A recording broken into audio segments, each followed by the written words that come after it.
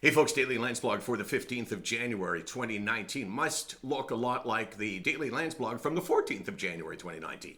And in fact, it is because I am, just as we get ready, or just as we're shooting this, I'm off to Saskatoon to give a speech to a group called CropSphere. It's a group of farmers. It's a big convention, I guess. It's a big sort of happening with all kinds of seminars and all kinds of speeches. And I'm lucky enough to be invited to CropSphere and to be able to give a speech. And to give a speech about mental illness. And this is not the first time I've spoken to the farming community. I think every community, every area of life has its own particular circumstances that lead people towards mental illness. And certainly in the farming business, there's a sense of isolation. There's a huge ongoing fear that the weather will turn on you and the crop season will be bad.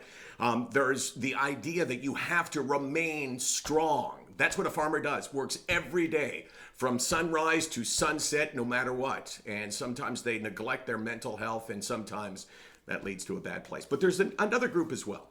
You know, we all appreciate so much from firefighters and police and for emergency services and for a million other groups. But do we ever think about the corrections officers, the people that man our prisons, the people that keep prisoners where they're supposed to be?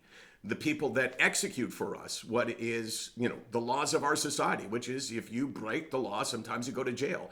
I mean, it's a thankless job for sure. It's a job that most of us would never consider doing. And I heard from one particular corrections officer who said that he has been searching desperately for a year for help with his mental illness, and he can't find it. He can't find it because he's not heard. Because in that world, you're not allowed to complain. And when you do, the reference you get apparently is so much incapable of actually getting the help you need that you just go back to work day after day. And you see stuff in there that, We've all watched television shows, and I'm sure we've all thought to ourselves, oh my God, that would be like the toughest job on the planet. And the suicide rate for corrections workers is astronomical. And the sense that there is no help is pervasive.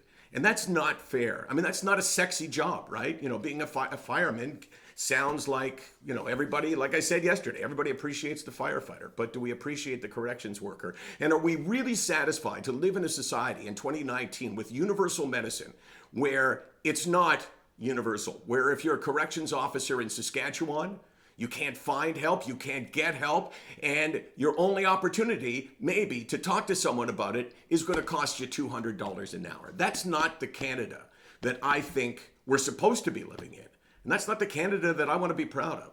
SickNotWeak.com, 24 hours a day, 364 days a year. We're here to point things out. I wish I could do more. I kind of think that we'll talk about it, in case you'll say, wrap it up, say it. Wrap it up. And then we'll finish, and then I'll just go on with my day. And that's not right. We should all be pushing for everybody else because we're all in this together. You done? I'm done.